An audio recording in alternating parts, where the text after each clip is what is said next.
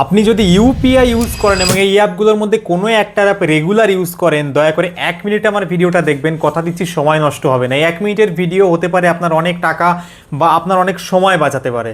কারণ অপরিচিত কারোর থেকে ইউপিআইতে টাকা নেওয়ার আগে এই ভিডিওটা দেখার পরে আপনি অবশ্যই দুবার ভাববেন, কারণ একটা ছোট ট্রানজ্যাকশান এটা কিন্তু আপনার জীবন শেষ করে দিতে পারে। ব্যাপারটা কি, অ্যাজ এ ব্যাংকার আমি একটু খুলে বলছি, জাস্ট 1 মিনিট সময় দিন।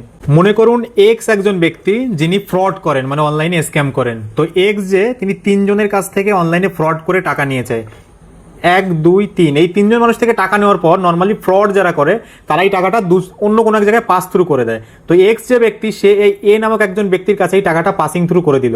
এবার এ যে ব্যক্তি সে আরও 2জন মানুষের কাছ থেকে বি এবং সি যারা তাদের টিমের লোক তাদের কাছে টাকাটা দিল।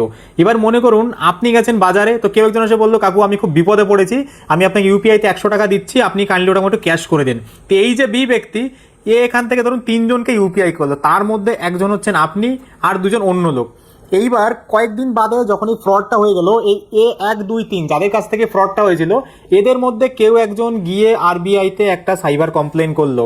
কমপ্লেনের ইনভেস্টিগেশন শুরু হলো, তো দেখা গেল টাকা গেছে এক্স এর কাছে, এক্স এর থেকে গেছে এ এর কাছে। তো প্রথমে এই অ্যাকাউন্টটাকে ব্যাংক ফ্রিজ করবে, তারপরে এই অ্যাকাউন্টটা ফ্রিজ হবে। দেন এই সূত্রে কিন্তু এই বি যে অ্যাকাউন্টটা, এই অ্যাকাউন্টে যত ডাইরেক্ট ট্রানজেকশন হয়েছে এই অ্যাকাউন্টও ফ্রিজ হবে। আর এইখান থেকে হতে পারে আপনি 10 টাকা 50 টাকা বা 100 টাকা যে ট্রানজেকশনই করুন, এই 3টে অ্যাকাউন্টই কিন্তু ফ্রিজ হবে। যদিও ভাই পুরো ইনসিডেন্টে কিন্তু আপনার কোনো দোষ ছিল না, কিন্তু সেইটা আপনাকে প্রুফ করার জন্য অনেক দিন সময় লাগবে। ব্যাংকে গিয়ে কিন্তু অনেক ডকুমেন্ট সাবমিট করতে হবে, আপনার অ্যাকাউন্টটা ফ্রিজ হয়ে যাবে। হতে পারে আপনি শুধুমাত্র 10 টাকা ইউপিআইতে রিসিভ করে নিয়েছিলেন, কিন্তু আপনার ব্যাংক অ্যাকাউন্টে 10 লাখ টাকা আছে, কিন্তু এই 10 টাকার জন্য কিন্তু পুরো 10 লাখ টাকাটাই ফ্রিজ হয়ে যাবে।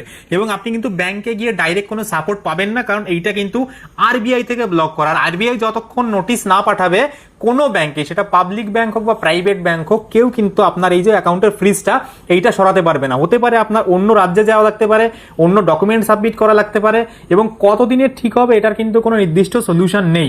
সুতরাং যে কারো কাছ থেকে বাইরে আপনি যখন ইউপিআই নিচ্ছেন, যদি চেনা জানা না থাকে অবশ্যই দুবার ভাববেন। তো এই অবধি যদি আপনি ভিডিওটা দেখে থাকেন তাহলে অবশ্যই আপনাকে ধন্যবাদ। আপনি একজন দেশের সচেতন নাগরিক, তো একজন সচেতন নাগরিক হিসেবে এই স্টেপগুলো আপনি অবশ্যই নেবেন, তা নাহলে কিন্তু অনেক ঝঞ্ঝাটের মধ্যে পড়বেন।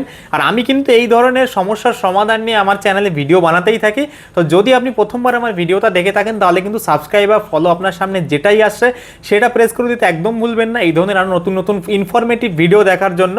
আর যদি আপনার সাথে কোনো রকম সমস্যা ঘটে থাকে সেটা কিন্তু আপনি কমেন্টে জানাতে পারেন, আমি চেষ্টা করবো যথাসম্ভব সাহায্য করার। আর দেখা হবে পরের ভিডিওতে নতুন কোনো ভালো টপিকের সাথে। ততক্ষণ ভালো থাকবেন, সাবধান থাকবেন, সতর্ক থাকবেন। Bye bye.